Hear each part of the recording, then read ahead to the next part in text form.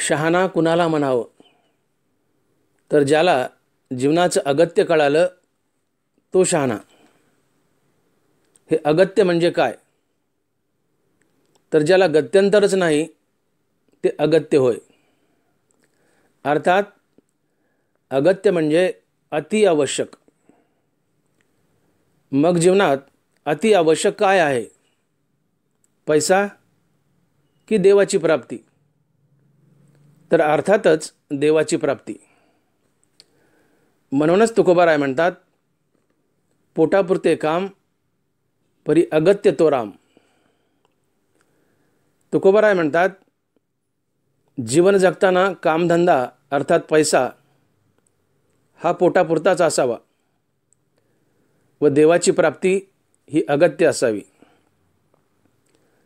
याला म्हणतात शहाणा माणूस किंवा विवेक जागृती. इथे तुकोबाराय एक प्रकारे अल्पसंतुष्ट जीवन व सारासार विचारच सुचवत आहेत. म्हणूनच महाराज म्हणतात, सारासार विचार करा उठा उठी, नामधरा कंठी विठोबाची. आजपर्यंत या पृथ्वीवर जेवढी माणसं आली त्यापैकी बहुतांशी पैशाच्याच मागे लागली व काळाच्या ओघात नामशेष झाली. त्यांचा कुणी हिशोब ठेवला. म्हणूनच नाथ महाराज म्हणतात, एका जनार्दनी ऐसे किती झाले, परी हरिनाम सेविले तोची धन्य. वाहत्या पाण्यावर जर बोटाने लिहिले तर ते जसे एका क्षणार्धात नाहीसे होते, तसे काळाच्या ओघात माणसे आली व नाहीसे झाली. त्यांचा कुणी हिशोब ठेवला. परंतु हिशोब त्यांचा ठेवला जातो की ज्यांनी देवाची प्राप्ती अगत्य समजली व उभे आयुष्य रामनामात खर्च केले. म्हणूनच श्री संत मीराबाई म्हणतात, मरकर भी अमर नाम है उस जीव का जग में, मरकर भी अमर नाम है उस जीव का जग में, जो प्रभु प्रेम में जीवन बलिदान किया करे. माणसाला जीवनाचं सार्थक कळावं. जीवनाचं खरं सार्थक आहे भगवत प्राप्तीत. म्हणूनच तुकोबाराय म्हणतात, तुका म्हणे जन्म आल्याचे सार्थक, विठ्ठलच एक देखिलिया. भगवत प्राप्तीविना मनुष्य जीवन वाया इरजार हरिविनासे होते. माणसाला जीवन जगताना गरज व इच्छा यातील फरक कळावा. पोटापुरतं ही गरज आहे व वाजवीपेक्षा जास्त ही इच्छा आहे. इच्छेला तळ नसतो. इच्छा अगणित असतात. इच्छेच्या पाठीमागे धावणारा मनुष्य संपतो, परंतु इच्छा संपत नाहीत, कारण इच्छा अमर्याद असतात. असा इच्छेच्या पाठीमागे धावणारा मनुष्य अस्थिर व दुःखी असतो. कारण इच्छा आशा दुःखाला जन्म देतात. म्हणूनच ज्ञानोबराय म्हणतात, आशा जैशी दुःखाते, व्याली निंदा दुरीते. निंदा पापाला तर आशा दुःखाला जन्म देते. कारण मनात आशा इच्छा उठल्या की मनुष्याचे मन त्या इच्छेच्या पाठीमागे धावते व मन आणि हृदयस्थ परमात्मा यांची ताटातूट होते. त्यामुळे मन बेचैन व अस्थिर बनते. मनाच्या या अस्थिरतेतून येणारा अनुभव हेच दुःख असते. व ज्यावेळेस रामनामाने मन अंतर्मुख बनते तेव्हा ते हृदयस्थ रामप्रभूला जाऊन भेटते. या भेटीतून मनाला स्थिरता लाभते. मनाच्या या स्थिरतेतून येणारा अनुभव हेच सुख असते. म्हणूनच ज्ञानोबराय म्हणतात, किंबहुना सोये जीव आत्मयाची लाहे, तेत जे होय तया नाव सुख. आणि ऐसी हे अवस्था न जोडिता पार्था, जिजे ते सर्वथा दुःख जाणे. तात्पर्य, मनाची स्थिरता हे सुख व मनाची अस्थिरता हेच दुःख. याचा अर्थ इच्छा ही दुःखाला, तर इच्छेचा अभाव हा सुखाला कारणीभूत असतो. इच्छा, तृष्णा तुम्हाला बऱ्या वाईट मार्गाने भरपूर पैसा मिळवूनही देतील, परंतु तृष्णा तुम्हाला बेचैन करून तुमचे आयुष्य कमी करेल व अकालीच मारेल. म्हणून कमी पैसा मिळवून जास्त दिवस जगावे का जास्त पैसा मिळवून तृष्णेमुळे लवकर मरावे, कोणते अधिक फायद्याचे आहे हे तुम्हीच ठरवा व मला कळवा. मला तरी असे वाटते की कमी पैसा मिळवून जास्त दिवस जगावे हे अधिक फायद्याचे आहे. म्हणून हाव तृष्णारहित अल्पसंतुष्ट जीवन जगा, तुम्ही सुखी व्हाल.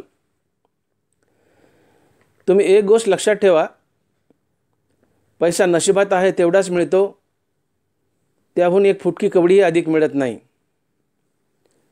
व तुम्ही लांडीलाबाडी करून पैसा मिळवलाच तर तो टिकत नाही, हा शास्त्र सिद्धांत आहे. म्हणूनच नाथ महाराज भागवतामध्ये म्हणतात, स्वय सिनोनी अहोराती, अद्रष्टा वेगळी अनुभरी प्राप्ती, कदा न चढे कोणाचे हाती, हे साधक जाणती सज्ञान. ज्ञानोबराही म्हणतात, भाग्य तेथ विलासू, सुख तेथ उल्हासू, हे असो तेथ प्रकाशू सूर्यजेथ. मग हा विनाकारण आटापिटा कशा करता, जरा शहाणे व्हा. म्हणूनच नेहमी संसार हा तोंडी लावल्यासारखा करावा व परमार्थ खावा. आपण भाजीपोळी खातो व लोणचे तोंडी लावतो, तसे परमार्थ खावा व संसार तोंडी लावावा. म्हणून ज्या माणसाला गरज व इच्छेतील फरक समजला तो मनुष्य सुखी असतो, व ज्याला गरज व इच्छेतील फरक समजला नाही तो मनुष्य दुःखी असतो, बेचैन असतो. अशा बेचैन मनुष्यास नीट झोप लागत नाही, कारण बेचैन मनुष्याचे मन इच्छापूर्तीसाठी सदैव चिंतित असते. चिंता मनुष्याची झोप उडवते, कारण डोळ्यात एकतर झोप राहील किंवा चिंता राहील. जेव्हा डोळ्यात झोप असते तेव्हा चिंता पळून जाते, व जेव्हा डोळ्यात चिंता असते तेव्हा झोप पळून जाते. कारण मन चिंतेच्या पाठीमागे बहिर्मुख धावते व अस्थिर बनते. अस्थिर मनाला झोप लागत नाही. झोप लागण्यासाठी मन स्थिर असावे लागते. मन हरिनामाने स्थिर बनते. तात्पर्य, चिंतेने इच्छेने मन अस्थिर बनते व अस्थिर मनाला झोप लागत नाही. म्हणून इच्छेच्या पाठीमागे धावणारा मनुष्य चिंतित, अस्थिर व झोपरहित असतो. चिंतेने व झोपरहित अवस्थेने मनुष्य निरनिराळ्या रोगांचा शिकार बनतो. त्यामुळे मनुष्याचे शारीरिक स्वास्थ्य, रूप व ज्ञान सर्वच घटतात. म्हणून श्री संत तुलसीदास म्हणतात, चिंता से घटे शरीर, घटे रूप और ज्ञान. चिंता से घटे शरीर, घटे रूप और ज्ञान. चिंता बड़ी अभागिनी, चिंता चिता समान. तुलसी भरोसे राम के, निर्भय होके सोए. तुलसी भरोसे राम के, निर्भय होके सोए. अनहोनी होनी नहीं, होनी होय सो होय. चिता मेलेल्या माणसाला जाळते, परंतु चिंता जिवंत माणसाला जाळते व तुमची झोप उडवते. निवांत झोप ही मानवी शरीराचे खरे सुख असते. तुमच्यापाशी पैसा आहे, परंतु स्वास्थ्य व निवांत झोप नाही, तर तो पैसा काय कामाचा. म्हणून गरज व इच्छेतील फरक समजून घ्या. इच्छा मारा व सुखी व्हा. कारण इच्छेसोबत सुख नसते व इच्छेच्या अभावात निरंतर सुख असते.